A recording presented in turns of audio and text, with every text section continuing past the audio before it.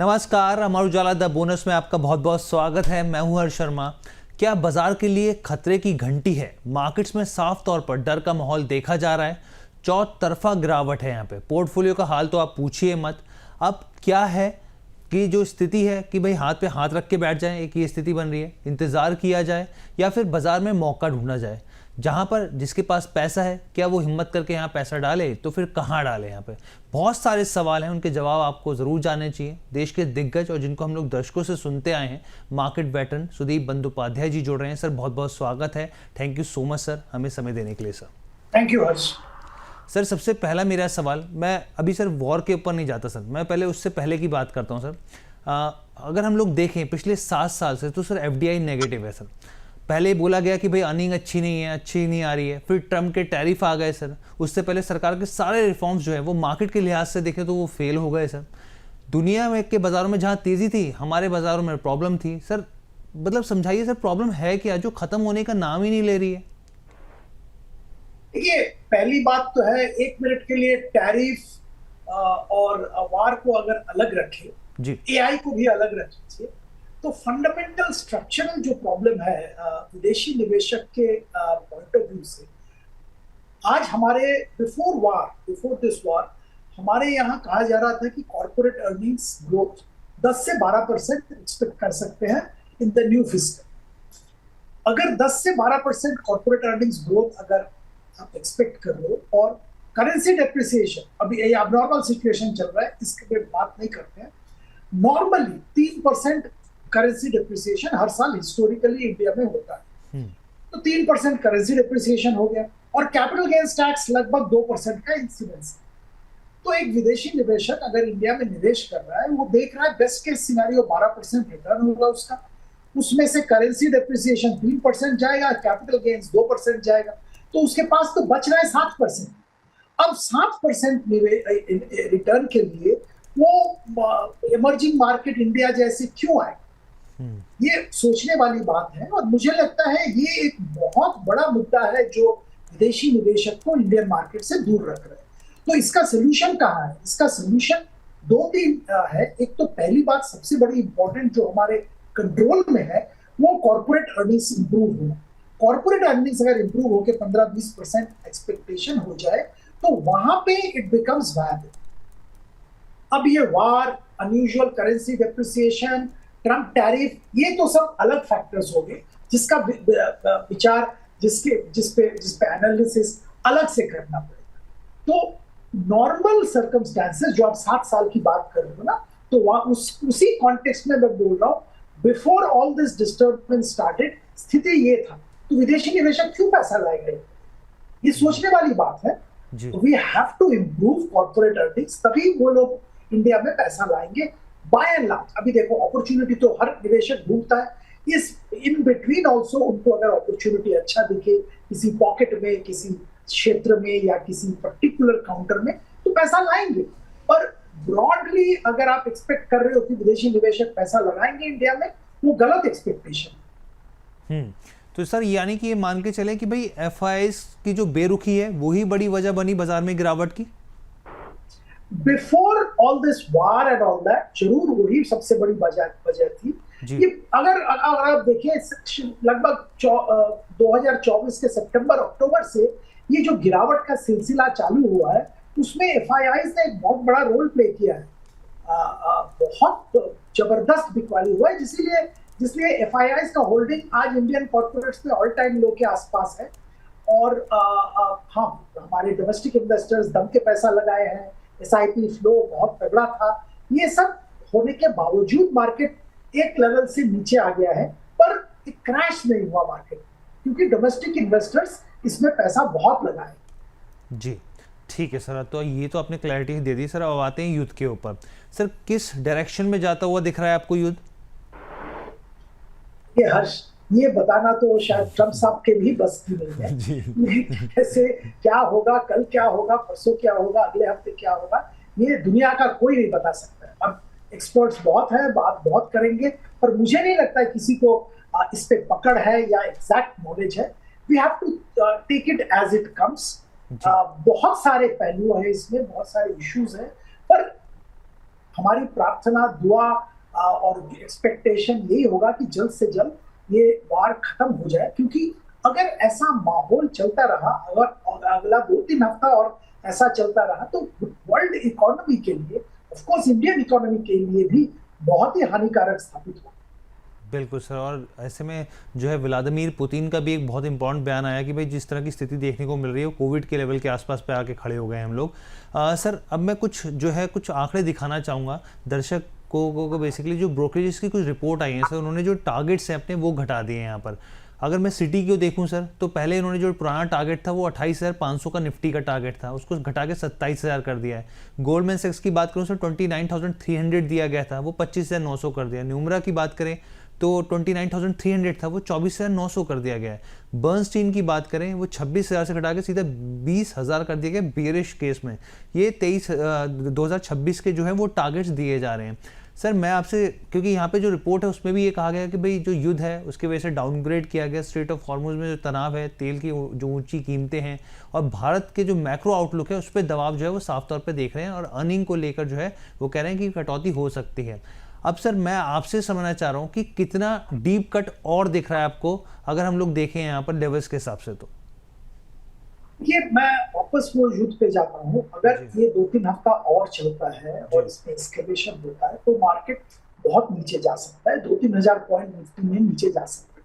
ये worst case scenario की बात मैं कर रहा हूँ, क्योंकि जैसे बीच में देखने को मिला था, इसी हफ्ते के 2-3 दिन मंडे ट्यूसडे शायद देखने को मिला था, बहुत जबरदस्त बिकवाली, और आज भी बिकवाली देखने को मिला है, क्योंकि ये सारा सेंटिमेंट को बहुत खराब कर रहा है। और जैसे आप कह रहे हैं कच्चे तेल के प्राइस बढ़ रहे हैं, India is very large importer, India की करेंसी की हालत वैसे ही बहुत खराब हो गई है, तो स्थिति तो गंभीर है।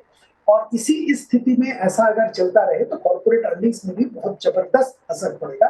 प्राइमरी इंपैक्ट तो छोड़ दीजिए, सेकेंडरी टर्शियरी इम्पैक्ट भी जबरदस्त होगा, और वहां पे हम लोग को 22-23 हजार का लेवल भी देखने को, मतलब उसको भी तोड़ सकता है, 22,000 के लेवल भी तोड़ सकता है निफ्टी, तो उसके लिए तैयार रहना पड़ेगा।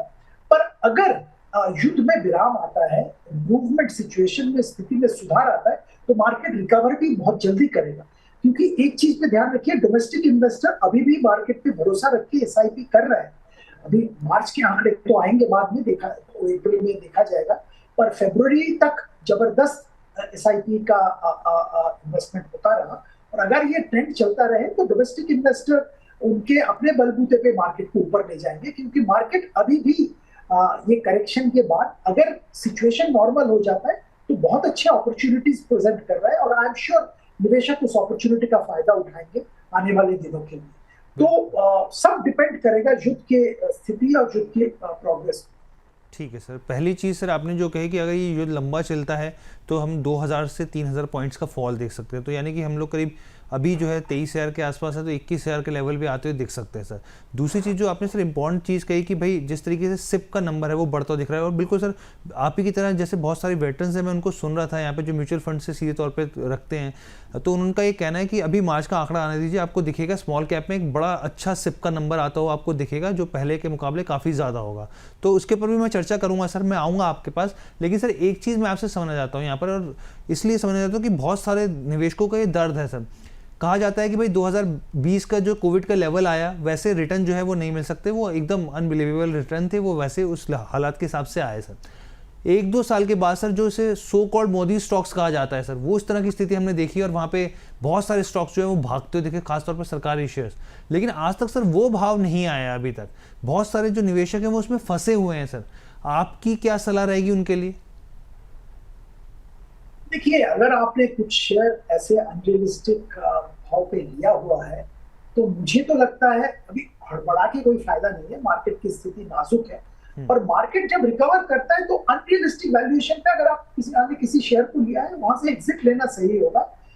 मार्केट में अपॉर्चुनिटी बहुत है, और रियलिस्टिक वैल्यूएशन पे अच्छे कंपनी के शेयर, इवन निफ्टी 50 के शेयर्स भी बहुत रियलिस्टिक वैल्यूएशन में आज के दिन में मिल रहा है। तो अगर आपने कुछ गलती किया है कभी तो उसको सुधार लेना चाहिए। वो गलती पे बैठ के वो उसके बारे में मतलब ब्रूड करके कोई फायदा नहीं होगा। मेरा मानना तो ये है कि जब मार्केट थोड़ा बहुत रिकवर करे, जनरल मार्केट की स्थिति इंप्रूव हो, तब वो अगर आपने बहुत 50-60 के पी मल्टीपल पे कोई शेयर खरीदा है तो वहां पे जरूर रिव्यू करिए और हो सके तो एग्जिट लेके रियलिस्टिक वैल्यूएशन पे शेयर खरीदिए। ठीक है सर, तो आपने जो ये बात की, बल्कि मैं आऊँगा, आपने कहा कि भाई निफ्टी 50 कुछ शेयर्स हैं जो काफ़ी अच्छे वैल्यूएशन पे, तो उसके ऊपर हम लोग चर्चा करेंगे सर। लेकिन इसी का एक निफ्टी 50 के शेयर पे मैं बात करना चाहूँगा क्योंकि काफ़ी इंपॉर्टेंट है स्थिति।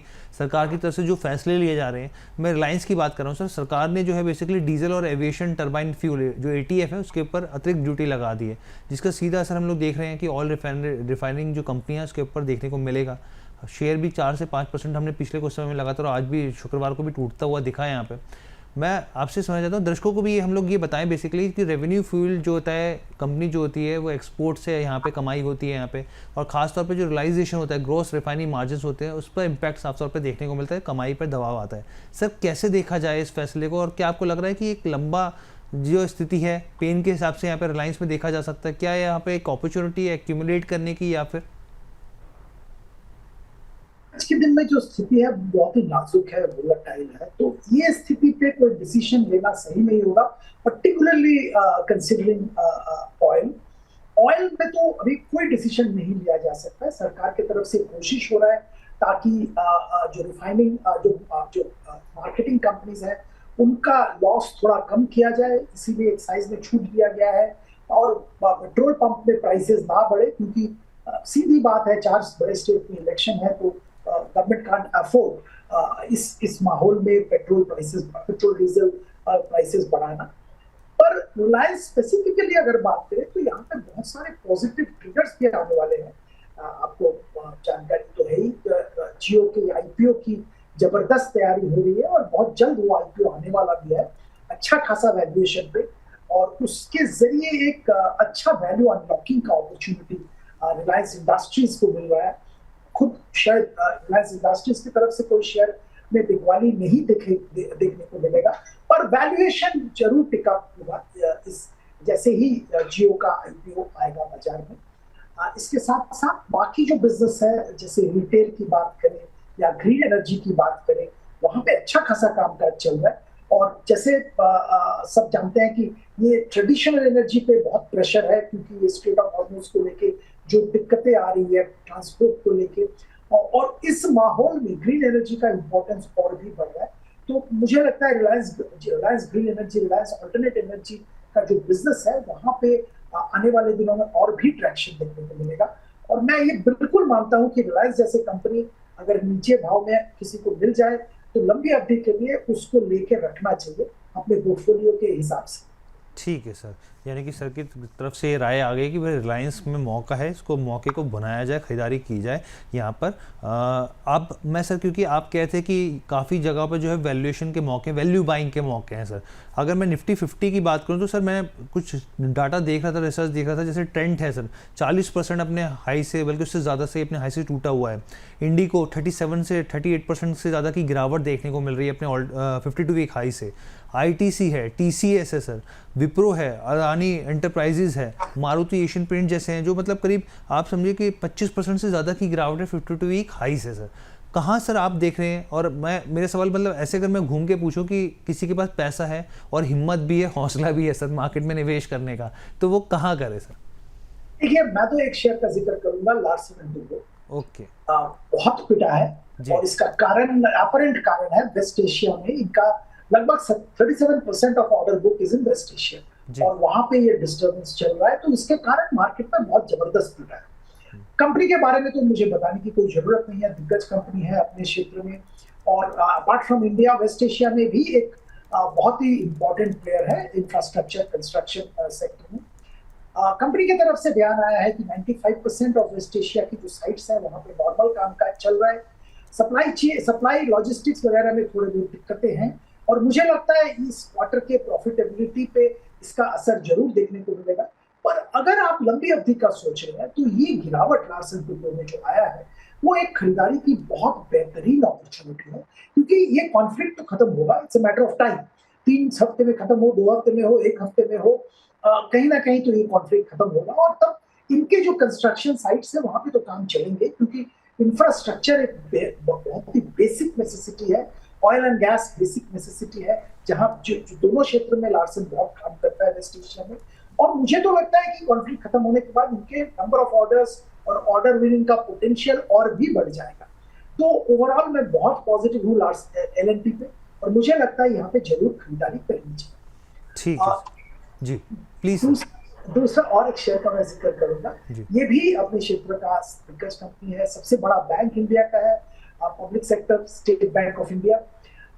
Q3 के नतीजे अगर आपने जरूर देखे हैं तो वो बेहतरीन नतीजे थे। एसेट क्वालिटी जबरदस्त इंप्रूवमेंट हुआ है, आपके लोन ग्रोथ अच्छा हुआ है, सारे सब्सिडियरीज अच्छा परफॉर्म कर रहे हैं। सब्सिडियरी में वैल्यू अनलॉकिंग की बात चल रही है, आने वाले दिनों में IPO के जरिए वैल्यू अनलॉकिंग भी होगा। और ये वार के कारण जो टेम्पररी डिस्टर्बेंस, क्रेडिट ग्रोथ में रुकावट, ये सब आ सकता है, 1-2 क्वार्टर की बात है। पर अगर आप लंबी अवधि के लिए खरीदारी कर रहे हैं तो ये जो गिरावट यहाँ पे भी आया है वो एक बहुत बेहतरीन अपॉर्चुनिटी है लंबी अवधि के लिए खरीदारी करने की। तो मैं तो ये 2 शेयर की बात जरूर करूंगा। मैं इंडिगो वगैरह की बात नहीं कर रहा हूँ, क्योंकि यहाँ पे बहुत डायरेक्ट इम्पैक्ट है वार का। और एविएशन टरबाइन फ्यूल जो कि लगभग 40% एक एयरलाइन का ऑपरेटिंग कॉस्ट होता है, तो वहां पे बहुत बड़ा छलांग ऊपर की तरफ छलांग लगाया है, और वो इनके प्रॉफिटेबिलिटी को इम्पैक्ट करेगा। बाय व्हेन ये सब नॉर्मलाइज होगा बताना मुश्किल है। वैसे भी एयरलाइन इंडस्ट्री में मैं थोड़ा कॉशियस रहता हूँ। ट्रेंड के बारे में भी मैं ये कहूंगा कि यहाँ गिरावट जरूर हुआ है, पर परफॉर्मेंस में अभी भी उतना मतलब तगड़ा कुछ दिख नहीं रहा है। कंपनी का जो खुद के एस्टिमेट थे 25% ग्रोथ आएगा, वो ग्रोथ नहीं आ रहा है, 3 क्वार्टर चला गया। अभी देखना पड़ेगा कैसा ग्रोथ आता है। और जो वैल्यूएशन पे काम हो रहा है वो अभी भी सस्ता वैल्यूएशन नहीं है, तो मैं यहाँ पे भी सतर्क रहने की ही सलाह दूंगा। ठीक है सर, तो 3 स्टॉक सर जो आपने बताए, रिलायंस, SBI और LNT, ये 3 स्टॉक्स हैं जो सर आपको लगता है कि यहाँ पर मौका है निवेशकों के लिए, इस मौके में खरीदारी की यहाँ पे बनती है वजह से? जी बिल्कुल बिल्कुल। ठीक है सर। अच्छा सर, ये तो लार्ज कैप की बात हो गई सर। अब मैं क्योंकि मिड कैप और थोड़ा सा स्मॉल कैप की तरफ आऊँगा आपके पास, लेकिन इससे पहले एक चीज़ और मैं समझना चाहता हूँ सर, थोड़ा फंडामेंटली और चीज़ें आपसे मौका कभी कभार मिलता है सर सीखने का, यहाँ पे जानने का चीज़ों को लेकर। मैं ये चीज़ समझना चाह रहा हूँ सर, जैसे एक्साइज ड्यूटी घटाने पर सरकार को इस तरह की लगातार खबरें आई हैं कि भाई करीब 1.5 लाख करोड़ का रेवेन्यू जो है वो लॉस यहाँ पर देखने को मिल सकता है यहाँ पे। और हम लोग जानते हैं यहाँ पे जिस तरीके से यहाँ पे कैपिटल एक्सपेंडिचर जो है वेलफेयर सरकार की जो योजना होती है उस पर इम्पैक्ट होता है सर। यहाँ पे डेफिसिट, फिस्कल डेफिसिट जो एक रिपोर्ट आई उसमें देखा गया कि 0.3% तक वो बढ़ता हुआ दिख सकता है यहाँ पर। मैं आपसे समझना चाह रहा हूँ सर, ये जो अर्निंग की जो अब यहाँ पे क्योंकि कंपनी की अर्निंग पे भी असर पड़ेगा, जो ये चोट है सर सिर्फ Q4 तक ही सीमित रहेगी यहाँ पर, या फिर ये मिड टर्म तक जाती हुई दिखेगी, आने वाले Q1-2 में भी देखने को मिलेगी सर उसका असर यहाँ पर? हर्ष, ये पूरा डिपेंड करता है वार कब तक चलेगा। अच्छा, अभी तो जो स्थिति है इससे लगता है कि अगर अभी मान लो कि अभी रुक जाए वार, तो शायद Q4 और Q1 50% of Q1 will get impacted. पर अगर वार चलता रहे और कुछ दिन तक तो इम्पैक्ट बढ़ता जाएगा। और ये सब विद टाइम लैग इम्पैक्ट आता है, जैसे पेंट कंपनीज, इनके इन्वेंटरीज होते हैं, पर आने वाले दिनों में जो higher cost of fuel will start impacting them. मतलब हर कोई केमिकल्स, फर्टिलाइजर्स, हर सेक्टर में कहीं ना कहीं इम्पैक्ट आना चालू हो जाएगा। तो सतर्क रहना पड़ेगा, देखना पड़ेगा वार का प्रोग्रेस, तभी बता पाएंगे कि मतलब इम्पैक्ट कब तक खींचेगा। ठीक है सर। अच्छा सर, एक चीज़ और आपसे समझना चाह रहे हैं, क्योंकि अभी तक मार्केट्स जो है वो ये मान के चल रहे थे कि महंगाई का कोई फैक्टर नहीं है, महंगाई टेंशन वाली बात नहीं है, लेकिन एनर्जी प्राइसेस जिस तरीके से हम लोग देख रहे हैं, क्रूड के प्राइस जो है $100 प्रति बैरल के ऊपर बने हुए ब्रेंट क्रूड की बात करें यहाँ पर, तो उसका असर साफ तौर पे देखने को मिल रहा है। क्या आप मान रहे हैं कि आने वाले दिनों में ब्याज दरों में बढ़ोतरी होगी?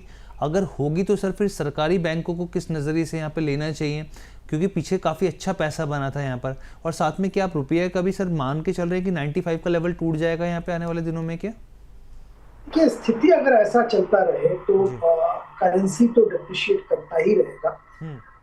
हमारी जो deficit, capital deficit, current account deficit अगर बात करें तो सबसे बड़ी प्रॉब्लम है FDI का। ये FIIs का फ्लो की इश्यू सिर्फ नहीं है, हमारे यहाँ FDI, फॉरेन डायरेक्ट इन्वेस्टमेंट बहुत कम आ रहा है। compared to lot of other Asian countries and other countries in the world. हमारे यहाँ FDI unfortunately अभी भी मतलब ब्यूरोक्रेटिक डिलेज बहुत जबरदस्त होता है। एक एग्जाम्पल के तौर पे बताऊंगा, फाइनेंशियल सर्विसेज क्षेत्र जिस क्षेत्र में हम लोग काम करते हैं, अभी पिछले दिनों में कुछ FDIs का ऐलान किया गया था। Shriram finance, RBL bank, Sammaan capital, ऐसे कुछ कंपनीज में जो दिग्गज ग्लोबली मतलब marquee names, they wanted to invest in these companies. अब इसमें भी इतना टाइम हम लोगों को अप्रूवल देने में लगता है कि लोग, सामने वाले जो इन्वेस्ट करने वाले हैं, वो थक जाते हैं। मतलब हम इन्वेस्ट करना चाहते हैं, हम वर्ल्ड बैंक, हम इंटरनेशनल फाइनेंशियल कॉर्पोरेशन है, हम ब्लैकस्टोन है, हम एक ग्लोबली एस्टैब्लिश्ड बैंक है, ये अप्रूवल के लिए भी मतलब amount of time required, amount of bureaucratic paperwork required is amazing, and this actually hinders foreign direct investment in a big way. तो ये foreign direct investment को लाना बहुत जरूरी है हमारा फिस्कल बैलेंस मेंटेन करने के लिए, और मुझे लगता है सरकार की तरफ से इस पे काम करना चाहिए और बहुत बहुत जबरदस्त काम होना चाहिए। एक्चुअली जैसे कहा जाता है, बहुत सारे कंट्रीज में होता भी है, रेड कारपेट उनके लिए, जो फॉरेन इन्वेस्टर्स हैं जो निवेश करना चाहते हैं कंट्री में, उनके लिए रेड कारपेट बिछाना चाहिए। जो कैपिटल मार्केट में निवेश करते हैं FIIs, वो तो आएंगे, अपॉर्चुनिटी मिलेगा, आएंगे। मैंने आपको वो कैलकुलेशन दिखाया कि ये हो रहा है तो वो नहीं आ रहा है, अगर कैलकुलेशन इंप्रूव हो जाएगा तो वो आएंगे। वो तो ट्रेडर्स हैं, वो ट्रेडर इन्वेस्टर हैं। पर जो निवेशक, जो फैक्ट्री लगा रहे हैं, जो कंपनी में निवेश कर रहे हैं, परमानेंटली आ रहे हैं, कैपिटल डाल रहे हैं, उनके लिए तो रेड कारपेट होना चाहिए ना। तो वो नहीं हो रहा है हमारे यहाँ, और अनफॉर्चुनेटली ये एक बहुत बड़ी मतलब शॉर्टकमिंग है हमारे जो गवर्नेंस स्ट्रक्चर का। इसके कारण हमारे यहाँ FDI बहुत कम आ रहा है, उसको बढ़ाना पड़ेगा, उसमें रेड कारपेट आपको बिछाना पड़ेगा उसके लिए, तभी आपका करंट जो फिस्कल डेफिसिट सही मायने में कंट्रोल में आएगा और करेंसी भी मजबूत हो। ठीक है सर, बहुत इंपॉर्टेंट पॉइंट रखा सर आपने यहाँ पर, और ये चीज़ समझनी चाहिए। अगर हमारे इस इंटरव्यू के ज़रिए अगर मैसेज कन्वे हो सके तो बहुत अच्छी बात है यहाँ पर, और उसका असर ज़रूर दिखे यहाँ पर। सर एक और चीज़ मैं आपसे समझना चाहता हूँ, क्योंकि आपने कुछ इंपॉर्टेंट स्टॉक्स के बारे में बताया यहाँ पर, जो आपकी तरफ से यहाँ पर राय है कि भाई ये ऐसे में एक्यूमुलेशन का मौका है। सर कुछ मैं मिड कैप और स्मॉल कैप की स्थिति भी दिखाना चाह रहा था एक बार, क्योंकि बहुत सारे स्टॉक्स हैं सर, वो भी जो अच्छे स्टॉक्स हैं मिड कैप में भी, वहाँ पे भी सर काफ़ी पिटाई हुई।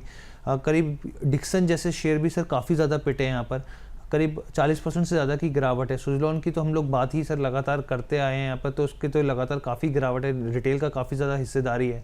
कोफोर जैसे शेयर्स में, जुबिलेंट फूड्स है, इसके अलावा भी सर बहुत सारे जो स्टॉक है, SBI कार्ड्स जैसे हैं, तो बहुत सारे ऐसे स्टॉक्स हैं सर ये निफ्टी मिड कैप के होगा। अगर स्मॉल कैप की तरफ भी बढ़े यहाँ पर, अगर आप पहला स्टॉक को भी हम लोग छोड़ दें आर पावर को, क्योंकि उसमें कुछ और बहुत तरह की चीज़ें हैं, उसमें हम नहीं जाते हैं यहाँ पर, लेकिन सर न्यूजन सॉफ्टवेयर जो सॉफ्टवेयर कंपनीज स्टॉक्स है, या 5 स्टार है, आइनॉक्स विंड जैसे स्टॉक्स हैं, सर आपका रुझान कहीं है यहाँ पर कि भाई मिड कैप और स्मॉल कैप में भी है यहाँ पे मौके? और ख़ासतौर पे जो मैं वही आपसे शुरुआत में पूछना ही चाह रहा था कि सर स्मॉल कैप को लेके इस तरह की खबरें हैं, रिपोर्ट्स चल रही हैं कि भाई मार्च में जो इन्फ्लो है वो काफ़ी अच्छा आ सकता है, क्योंकि बाजार में गिरावट में एक मौके के तौर पर निवेशकों ने पैसा जो है वो झोंका है स्मॉल कैप में।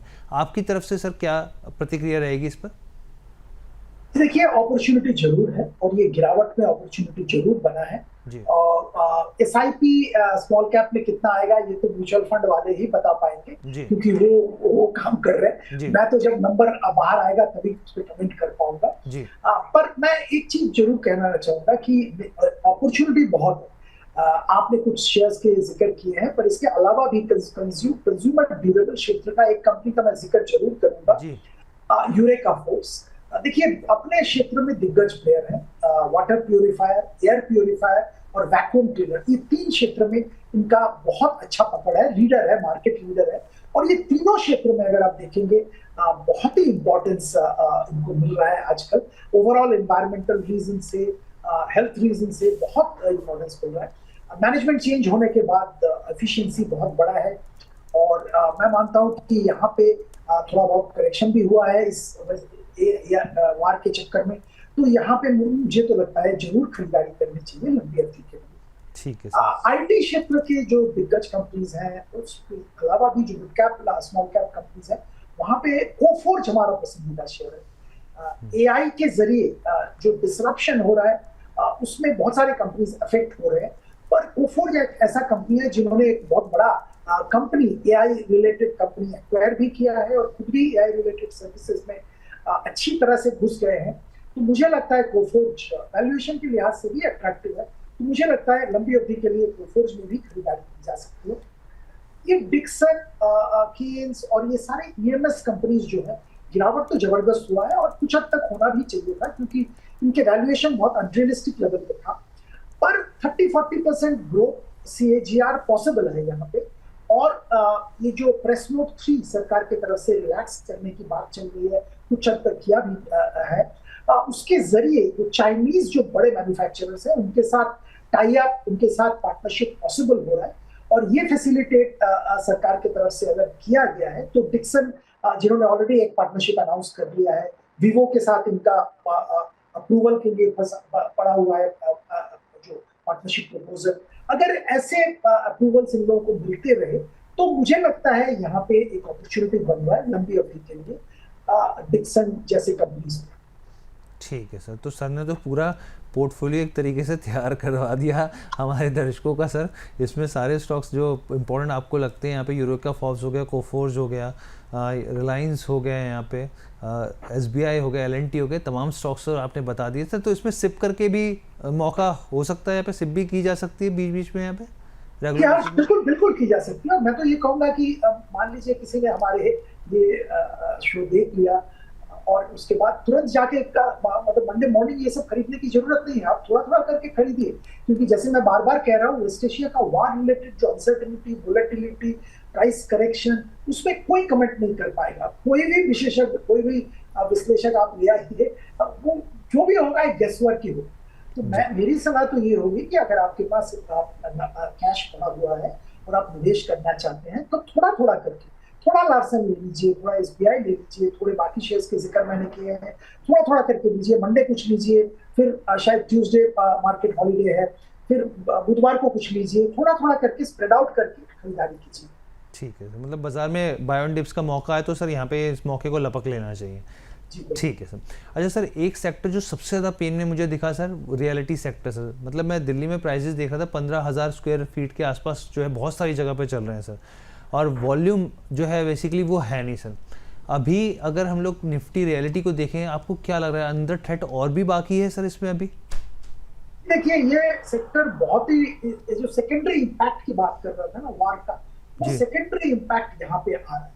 एक तो कंस्ट्रक्शन में प्रॉब्लम आ रहा है क्योंकि टाइल्स कंपनीज ने मैन्युफैक्चरिंग बंद कर दिया है और मोरबी के सारे यूनिट्स बंद हो गए हैं बिकॉज गैस नहीं मिल रहा है, तो उनके लिए कंस्ट्रक्शन में डिले होगा, कंस्ट्रक्शन में प्रॉब्लम होगा। दूसरा, बाजार में और सब तरह इतना अनिश्चयता है, इकोनॉमी में दबाव है, तो लोग पैसा खर्चा करने से पहले 10 बार सोचेंगे।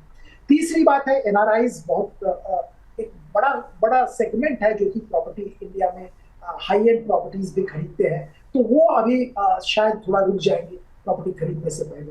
तो ये सारे जो इश्यूज हैं, ये रियल एस्टेट सेक्टर को दबाव में रखेगा और ये कुछ देर तक ये दबाव चलेगा। और जब तक वार का स्थिति क्लियर नहीं होता है, तब तक मुझे लगता है कि रियल एस्टेट सेक्टर से दूर रहना चाहिए। पर अब रही बात की आपके पोर्टफोलियो बनाने की, कोई अच्छा रियल एस्टेट कंपनी, जैसे मैं डीएलएफ का जिक्र करना चाहूंगा। डीएलएफ लैंड बैंक, इतना जबरदस्त लैंड बैंक है इनके पास कि अगला 20-30 साल वो लैंड बैंक यूज करके they will be able to definitely do well. अब ऐसा हो सकता है कि एक साल परफॉर्मेंस अच्छा नहीं होगा, दबाव रहेगा, पर आने वाले दिनों में अगर आपने लंबा व्यू लिया है तो डिप का अपॉर्चुनिटी देख के डीएलएफ में जरूर खरीदारी कर सकते हैं। सिमिलरली और भी रियल एस्टेट कंपनीज हैं जिनके पास स्ट्रॉन्ग मैनेजमेंट है, लैंड बैंक है, बैलेंस शीट अच्छा है, वहां पे सिमिलर स्ट्रेटजी ले सकते हैं। पर ये कभी भी एक्सपेक्ट मत करना कि बहुत जल्दी कुछ बहुत बड़ा रिकवरी होने वाला है। ठीक है सर, ये आपने क्लैरिटी दी सर। ऐसे जैसे आपने बड़ी अच्छी चीज़ बताई यहाँ पर कि डीएलएफ जैसे शेयर की तरफ जो आपने पूरा अपना नजरिया रखा, लेकिन सर आपके रडार पे क्या कुछ और भी ऐसे स्टॉक हैं जो आपको लगता है कि अभी भी भाई फ्रॉथ यहाँ पर बाकी है, कम से कम यहाँ से तो दूरी बना के रखी जाए, या फिर सेक्टर्स हैं कुछ ऐसे और सर? देखिए, सेक्टर्स जैसे मैं डिफेंस और रेलवे का जिक्र करूँ, सेक्टर बहुत अच्छा है। और जैसे हम जानते हैं कि ये जो वार वगैरह की स्थिति होती है, इसमें डिफेंस कंपनीज के डिमांड और बढ़ जाते हैं। पर अनफॉर्चुनेटली यहाँ पे जो डिफेंस कंपनीज हैं, पर्टिकुलरली गिने चुने जो सरकारी डिफेंस कंपनीज हैं, वहाँ पे वैल्यूएशन एक लेवल पे, अनरियलिस्टिक लेवल पे कामकाज कर रहा है कि अभी भी रिकमेंड करने के लिए मैं थोड़ा हिचकिचाता हूँ। मुझे नहीं लगता है कि इस वैल्यूएशन पे वहाँ पे एंट्री लेना चाहिए। सिमिलर सिचुएशन ये सारे रेलवे कंपनीज के लिए भी है। तो यहाँ पे भी मतलब कंपनीज ठीक है, बिजनेस अच्छा है, आने वाले दिनों में बिजनेस और बढ़ेगा, पर वैल्यूएशन ठीक नहीं है। तो यहाँ पे अभी भी मुझे लगता है थोड़ा ठीक है। तो सर एक चीज़, जैसे आपने यहाँ पे बॉन्ड बात की, सर रेलवे शेयर्स में क्या किया जाए? डिफेंस पे तो सर ये थ्योरी कही जाती है कि भाई जिस तरीके से जियो पॉलिटिकल इशू कंसर्न जो होते हैं वो लगातार पैदा होते हैं, तो ऐसे में इन कंपनियों की डिमांड खत्म नहीं होगी। लेकिन सर रेलवे की स्थिति ठीक है, सरकार का बहुत मेजर यहाँ पे पोर्शन होता है, इससे सरकार जो है काफ़ी एग्रेसिवली बढ़ रही है यहाँ पे तमाम चीज़ों को लेके। लेकिन अभी भी सर अगर मैं रिजल्ट्स भी देखूँ पिछले क्वार्टर के भी, तो बहुत ज़्यादा सर निराशाजनक रहे हैं यहाँ पर।